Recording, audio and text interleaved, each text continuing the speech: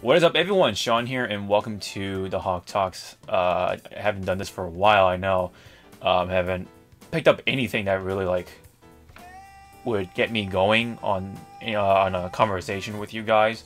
But I think this topic in particular definitely does. As you know, you guys, some of you may know, or a lot of you may know, depending on who's watching this.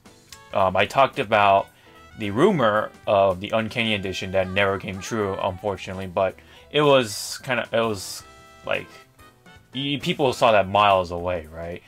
That was not going to happen. Like it was just one of those rumors regarding to Marvel's Capcom, and it never came to fruition.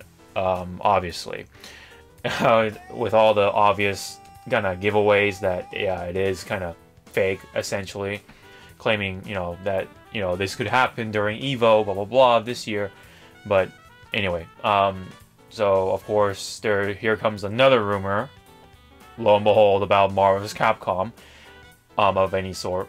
Now this time around being Marvel's Capcom Infinite receiving some sort of update, and essentially it's such a big update that it will be rebranded as Marvel's Capcom 4, which is essentially the next Marvel's Capcom game, and especially having that number 4, meaning it's next in the main line series. Therefore, boom, it's big, that kind of thing. This comes from a person, I forgot his name, I apologize for that, but there's an article, of course, from Event Hubs, and they're always on that. So you probably guys know about that already, but this guy is just talking about it, and essentially, oh yeah, there's you guys are gonna believe me, and Marvel's Capcom Infinite will sometime in the foreseeable future will get this update so big that it will be rebranded as Marvel's Capcom 4. I mean, I think it will eventually happen, but it's such a fashion like this, I think probably it's probably unlikely. And just because Marvel's Capcom Infinite was such a huge disappointment, like one of the biggest disappointments of all time, I think, in a long time, or even ever, even if depending on where you guys are coming from. If you guys are hardcore Marvel's Capcom fans that really wanted this game to be good, seems likely that you guys were disappointed by it. Many of the fans or anyone who was looking forward to this game was so disappointed that they just dropped it so quickly, on top of the whole competition with Dragon Ball FighterZ. I think that really was one of the biggest nails in the coffin for Infinite. Now, granted, yes, Infinite is still going somehow, but if you look at it, I mean, it's very small in comparison to what it was aiming for. That's where people kind of draw the line, where it's pretty much dead in a way. Like, it never reached to those mainstream numbers by any means, and we all wanted to see it on main stage, especially at Evo. But unfortunately, that never came true because Joey felt that it just didn't have the kahunas, if I may say, for a main stage game, just because of how the game looked, how the game was treated, and what was going on around it, and the overall finessity as an overall product. People were not happy with it. The story mode sucked. The graphics sucked. The art direction overall sucks. A lot of the important elements, I've discussed this before, of course, and all those things were missing. It's it's not good for the eyes of the spectator. I've talked about all that before, and of course the gameplay was totally fine. As I said before, as anyone has said before, the gameplay is great. That's like the biggest check mark for MVCI, but everything else fell on its face pretty much, and that all snowballed into this disappointment that everyone or most people have with the game. You know, people really wanted to push this, and people really want to get this, you know, get this forward into main stage and all that for tournaments. But again, it pretty much dwindled down to being a side game for tournaments. So that's the MVCI, and that's pretty much why I think something like this, whenever something pops up for MVCI, people are just gonna, you know, ravage all over it. And you know, people like me, here I am talking about a video, talking about it in a video on the YouTube channel. And you know, there's a reason why though, and I think I wanted to share my experience as to why, you know, whenever some stuff like this pops up, am most likely going to make a video about it, just like what I did with Uncanny Edition. You know, I'm just talking about it, and a lot of people watched it. Way more people than I ever thought watched that video. And you know, you know, first off, you know, thank you guys for even clicking on the video in the first place, and even giving it a couple of seconds or whatever. You know, it's just you know, I'm a small time YouTuber that just wants to do the things I like doing. And, you know, here I am just talking about Marvel vs. Capcom. Why? Well, here's my personal reason. I've talked about this on the podcast, and in fact, I really wanted to talk more about this whole thing on the next time I record another podcast. So, you know, if you guys want to look forward to that, please give that a watch. But for now, here's my personal reason why, and that's because Marvel vs. Capcom for me is it was one of the founding blocks for me to really get into fighting games. Of course, there's Street Fighter 2. I played that as a kid, you know, messing around with it. Never got good at it, of course. You know, that's natural for kids. But it was one of the founding blocks, if you will, that were laid down for me to really starting to like fighting games. So, same with Tekken 3, same with a couple other fighting games too, but really, definitely Street Fighter 2, whatever edition, it doesn't really matter. But I think what really lit the fuse was Marvel vs. Capcom, the first one. You know, it was in the arcade. It was you know, around my area, and the moment I looked at it, I was like, "What is this game?" You know, even though the roster was small, it was filled with these really colorful, cool-looking characters. And I saw Ryu in there, I saw Chun-Li, but it was stuck with Venom and Spider-Man, War Machine, Hawke, and all the other Marvel characters, Captain America. You know, luckily I knew enough, especially Wolverine, Gambit. I knew some of the Marvel characters enough to be like, whoa, this is to recognize and realize that this is a game featuring X-Men and Street Fighter and even Mega Man and a couple other characters I've never seen before. You know, just Capcom characters that I've seen before with Marvel characters that I've seen before in this one game. And I was just like, as a child, my mind was blown, excuse me, to even see this being an actual thing. And as much as I was mind blown just looking at it, I wanted to play it, you know, just put in my 50 cents in there, play it. And I was always struggle against Onslaught, but you know, I eventually got over that hurdle, right? And, you know, just playing alone for a while, and then people started to like really pick it up, and then I see the adults playing it and watching them do some cool stuff. I'm like, whoa, you know, I didn't know you can do that with this kind of thing, and especially with the Strider or Boros stuff, or like whatever Wolverine can do, and all that damage and whatever, right? But point being, it was a video game that introduced me to this concept of a crossover in a video game. Now, I've seen some crossovers before from like anime and stuff like that, but very few. It was very limited at the time from my experience, right? But Marvel vs. Capcom really introduced me into this whole concept of crossovers. It laid it's just like a laying foundation for me to make me realize, two different franchises or universes can come together and fight it out and make it look really cool. And that's what Marvel vs. Capcom was to me. And of course, there was Marvel vs. Capcom 2, and I was like super excited for that, of course, to even see it in the arcade machine because it even had more characters. It was such a huge roster. It was this globe full of more characters from Capcom and Marvel, and it introduced me to Sentinel, which I didn't realize was from X-Men because it looked very different from the X-Men show that I used to watch on Fox Kids.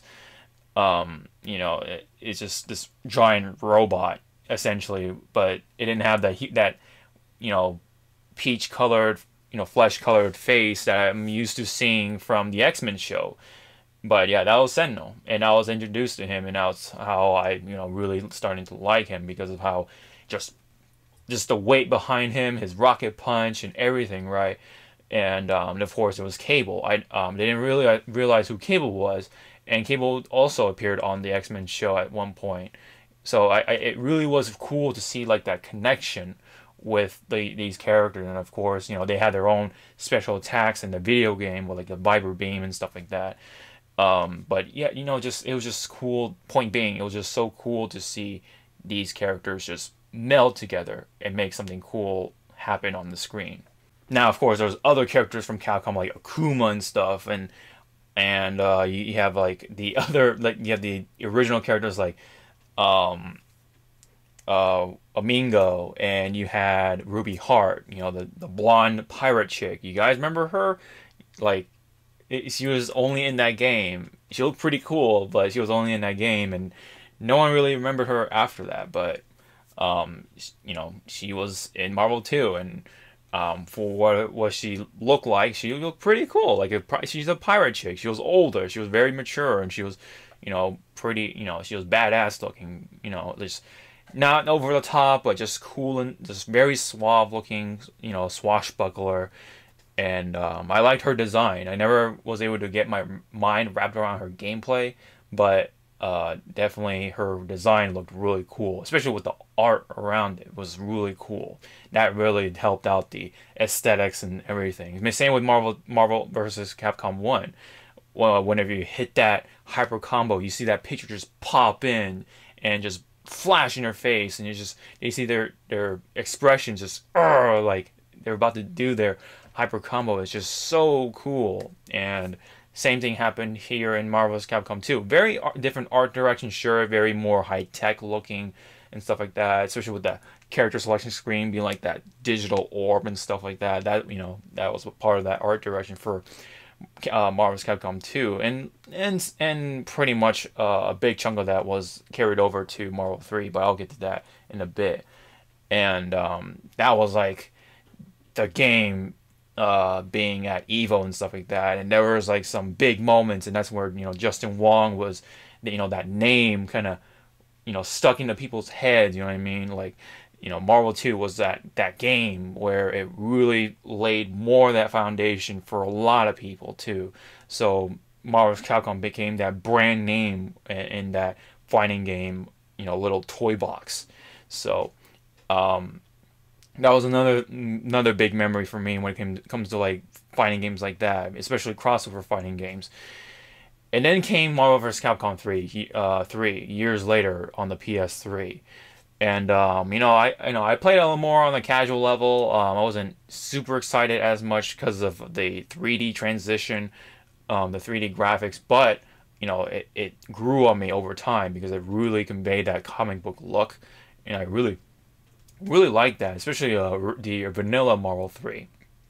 Whenever every time you win, you see like the character like posing, and it actually takes that still frame, and then it'll put with the other two characters on your team, and it looked really cool. Like it made them look like a team. It looked like a comic book, like a little movie moment, and that's those little aesthetics like that I really liked. And unfortunately, they didn't carry over to Ultimate Marvel 3, but, well, again, we'll get to that in a bit. that was like another big thing too, and it kind of deserves as the attention as much as the other Marvel games. But unfortunately, it ran into some controversies with Capcom because they thought it was a good idea to release an entirely new game with that price tag on there as Ultimate Marvel vs. Capcom 3 with more characters in there. Of course, the gameplay has changed. X Factor was changed around. A lot of the of course, the a lot of characters got patched and stuff like that. It essentially became a different game. It was the enhanced port. But people like to argue about that. But anyway, it's Ultimate Marvel vs. Capcom 3. It plays differently. So we know about that. Here comes this game, and I think this is a game where it really changes the history of my life personally when it comes to video games. Ultimate Marvel vs. Capcom 3 was the game where it inspired people to make some videos, right? Now, this was during the early ages of YouTube still. And, people didn't really make video game kind of videos other than Angry Video Game Nerd and, other couple of people, right? And then then came someone named Maximilian Dude. I can go into a whole nother story with this, YouTuber and my sort of connection with him or relationship with him or whatever. But let me focus on Marvel's Capcom. So this guy makes these videos called the Assist Me videos, right? It's this tutorial series featuring some skits in there, people in costumes and stuff like that. It was very cheesy at first, but this guy knew what he was talking about, and it was really neat. My first ever video was Phoenix Wright, featuring Ultra David as Phoenix Wright, which is very nice little touch in there.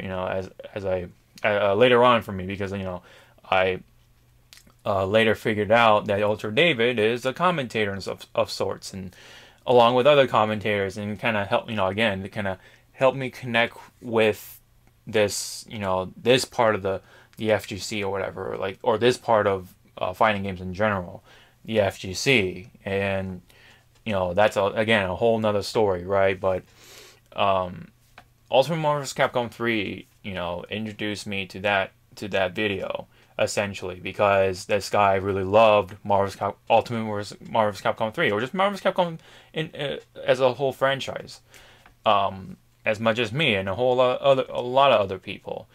And essentially, me watching this guy and along with other people, and eventually he started streaming and stuff like that. So I, started talking in there on Twitch, and essentially, it kind of snowballed into me being introduced to different people online, and lo and behold, eventually I met. I think it all started with either Quiet or Ender Gamma. By the way, you've seen these two or heard these two in my videos, right? Whether it's like a party game video or me playing Twilight Princess with Quiet, or Ender Gamma playing or commentating with me when it comes to Tokyo Mirage. That was like our first big video. Anyways, these guys and couple other guys too, including Zora the Ree and whatnot, later on Keeters and Eric Martin and whoever, I was introduced to these people if it wasn't for Maximilian, because they were all watching with me along, right? And we started talking, and eventually we became good friends, and later on we're pretty much to the point where we're talking to each other pretty often, stuff like that, on from Skype to Discord and stuff like that.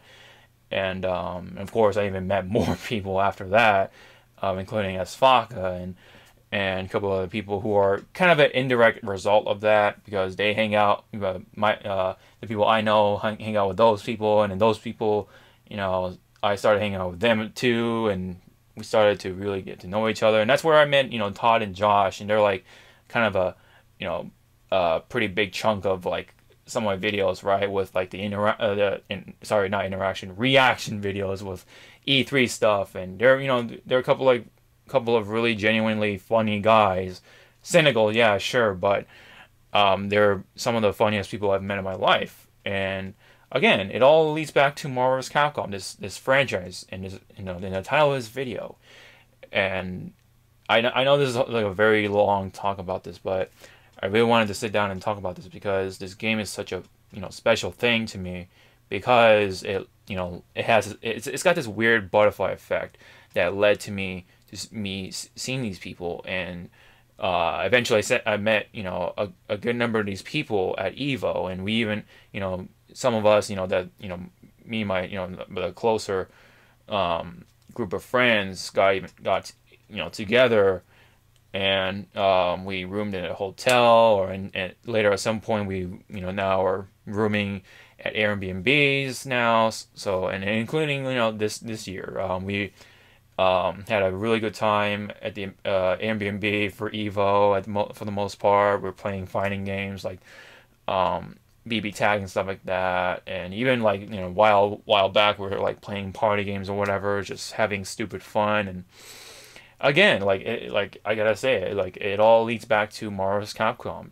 You know, of course, yeah, you know, Max played a huge part in that, and you know, I have whatever connection with him and stuff like that, and you know, I made friends with him, I guess you can say. But you know, it's all thanks to this one video game, and it's Marvel vs. Capcom. So you know, it's such a weird thing, like of all things, like this one video game can like really set the dominoes and to set this whole thing up to lead to this. Here I am talking about it in a, you know, in my room and with the camera up, and talking about a freaking video game of how I made friends with pretty much with this. You know, it's like this weird chain of events. And I always wonder, what if this game never really came about? You know, would other games do the same thing? You know, I always wonder about that. And, you know, games like Tekken, games like Street Fighter, would they have the same effect? You know?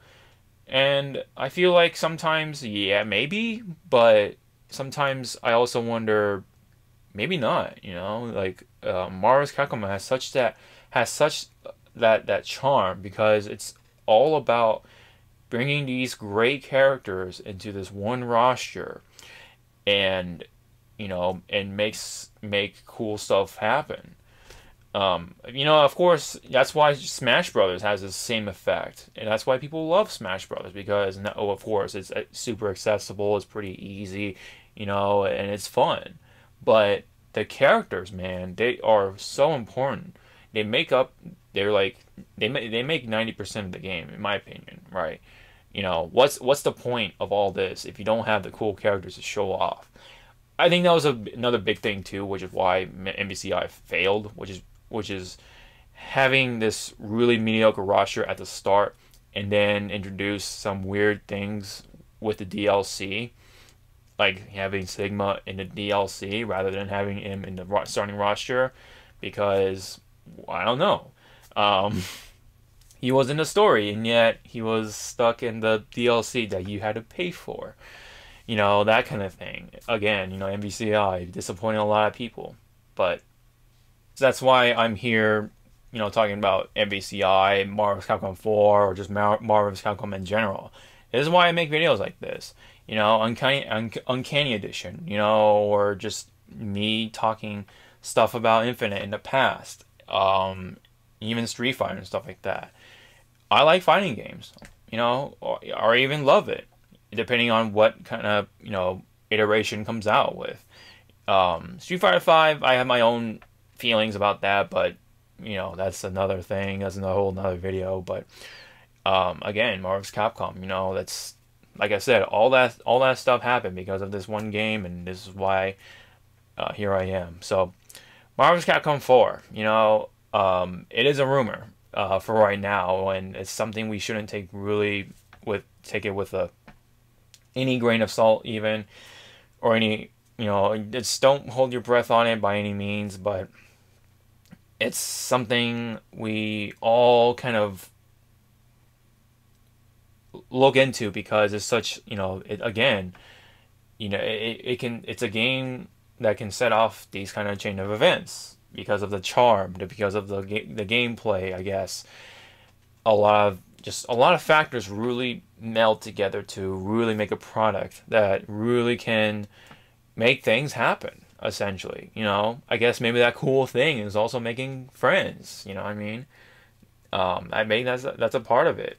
And again, that's why it's such a special game to a whole lot of people who play video games or who play fighting games, and I'm definitely consider myself as one of them. Here comes the next kind of question here. So let's say Marvel vs. Capcom 4 is a thing or whatever, but you know, what does it really need to do? What is it really need to kind of make a huge comeback, right?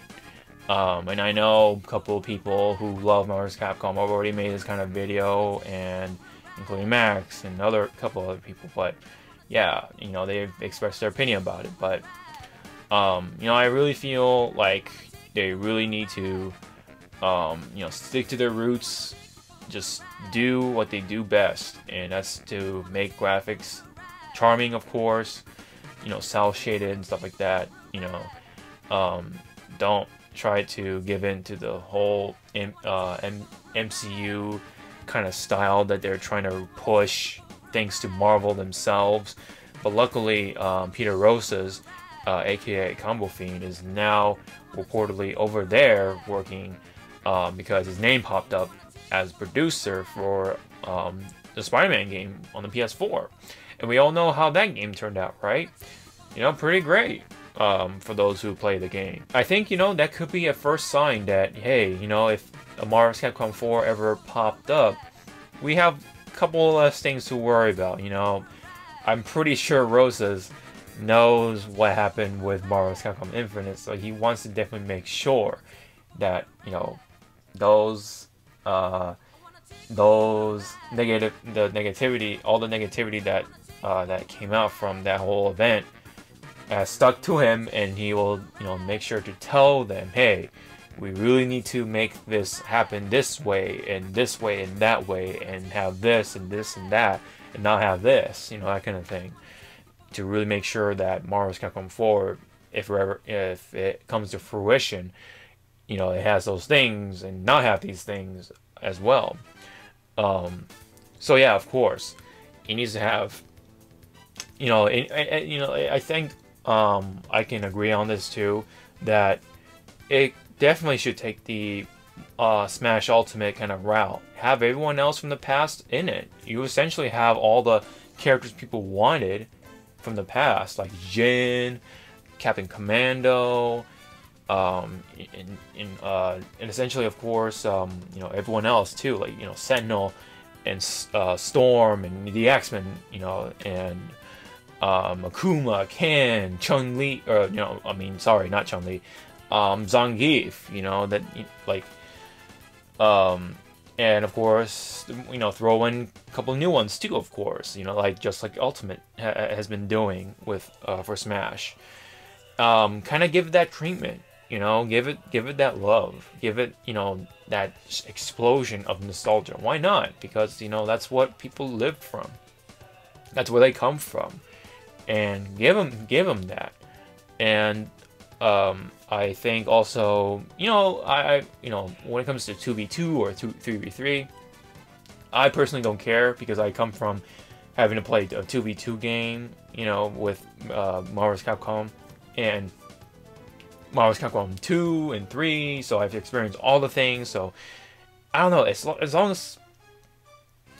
as the aspects from Marvel vs. Capcom Infinite come in there when it comes to the gameplay, like the active partner switch and stuff like that, that was really cool. And it really made things a lot more dynamic with the gameplay, and makes characters not inclusive to being an assist character like Captain Commando with his corridor, just poof, that big old pillar of lightning and that's all you pretty much see from him. You know, no Captain Fire, no air combos or anything like that. You just see him do the corridor because it's such a good move, and that's what, you know, what only the game allowed to, that, you know, everyone's stuck to that assist because it's such a good assist. And essentially, you know, a lot of those characters become that. They can become that assist character. But with MVCI, you can just do anything what you want, you know, and not just throwing out any assists or whatever. Maybe, you know, you can have the best of both worlds or something. I don't know. Maybe you can have an assist button, but also a switch button as well. I mean, I'm no game designer by any means, but, you know, just maybe why not some of both, you know what I mean? Make it like Capcom versus SNK with the groove system. Have various styles and gameplay from various games and make it into one. You know, make it you know, a selection kind of feature, and it'll add more to the gameplay. Why not? Especially with the competitive side of things. I don't see why not, but, you know, if I have to pick one or the other, then yeah, the active partner switch is the way to go, I guess, because it really makes things more active, the character's more active, and, you know, like I said, it doesn't really, you know, make them the assist character. It really makes them more dynamic. It really makes them more useful, or just more expansion on the utility, and it really highlights that in MVCI. That was one of the biggest praises from that game, although it was overshadowed by its disappointments. But anyways, if all the good things from MVCI can make it into Marvel's Capcom 4, I'm all for that. But now, yeah, when it comes to gameplay, that should happen. 3v3 or 2v2, I don't care. As long as the game happens, then I'm all for it. But of course, yeah, the graphics need to be stylish. They don't need to be real. They don't have to make this, you know, you don't have to make those characters realistic looking. It just makes it awkward. You know, if you look at games like J-Force, look at how the characters are. They try to make them look real because of, you know, the world the kind of world they're in. It's kind of supposed to be like real world kind of feel to it, and because of that, they try to make the characters look real, and most of them look very awkward, and that's what kind of happened with MVCI. They try to make them look real.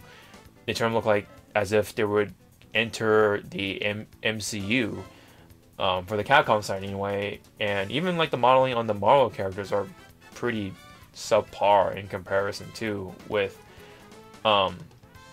MVC3 even. And it was such a downgrade from that, and you know, aesthetics is definitely still one of the most important things in video games, and I definitely wish all the best for that when it comes to Marvel's Capcom 4. So I hope they stick back to the stylish graphics. You know, make it very artsy looking, cell shading with that black shadows and stuff like that. Do what you have to do. Just don't make them look real. That's all I ask for. Now, with Street Fighter V, if it's like that, then that's okay. But yeah, make sure the modeling looks at least more than good enough. But yeah, when it comes to like modes and stuff like that, I definitely feel that a story mode is not necessary. It is not going to turn out anything robust, because there's going to be so many characters in that game, and trying to fit all of them in there is just going to make the story very awkward, more cramped. It's just very rushed. Maybe pacing is going to be all over the place. You're dealing with multiple universes, multiple philosophies, multiple just lores, and just the overall kind of meanings with their individual stories. It's just gonna clash, and I know it's supposed to be called the Clash of Heroes, Clash of whatever, but it's not a good kind of clash, and it's not gonna do well with the impressions on people. So I feel like a story mode should be left out. Instead, have a robust arcade mode again, and have individual endings and stuff. Have a few interactions, sure, but just keep it, you know, subtle, and just keep it have the necessary interactions and stuff like that, and that's pretty much it, you know. And have a beginning, middle, and end maybe, but ending, yeah, of course, but that's like a tradition with fighting games. But again, keep the necessary interactions that would be cool with some of the characters, and that's pretty much it. So I guess like maybe like other thoughts, in case I didn't say it already, make sure the characters are, you know, the roster is good, make it plenty. Have new characters in there as well that haven't, you know, made it just yet, like Dimitri from Darkstalkers or something, E Honda, Rashid, Fang from Street Fighter 5 and whatever. New characters like that, you know, that'll be really cool. You know, characters who never ever been there before. Maybe just have some of the bosses from the Mega Man game or something. Maybe some of the other Mega Man iterations or something. Just have a whole variety of Capcom games slapped in there. Why not? You know, Dino Crisis, whatever. It's just just make it a good variety, and that's all we ask for. So, I think I already said about the gameplay. I already said about, you know, of course, music, whatever. That's a given, right? You know, do remixes, do what I have to do, but try not to make it orchestral again with MVCI. It's just not really distinctive. It doesn't really give any identity to the characters, and that's pretty much it. Make it maybe for some characters, but otherwise, you know, you gotta have an identity for each character. And I know there's a lot of characters, sure, but that's all you have to do is just make a remix of whatever character with their game theme or whatever. So I don't think we have to go into the music, but yeah, pretty much overall, point being, you know, Marvel's Capcom 4, if it ever happens, cool. I can definitely wait for that. I want them to really make it a polished product, unlike MVCI, unfortunately. But you know, again, it's just Marvel's Capcom is such a, you know, special game in my little heart that seeing stuff like this, if it ever happens, I'll be a pretty happy guy, along with a lot of other people. So maybe maybe another special thing can happen with MVC4. I don't know. Maybe I get to meet more people or something. I don't know. Or have other opportunities pop up. Who knows? MVC is, to me, the game that always makes stuff happen no matter what. Whether it's from people getting excited, or people making new friends, or I don't know, maybe people get a new job from it. Who knows?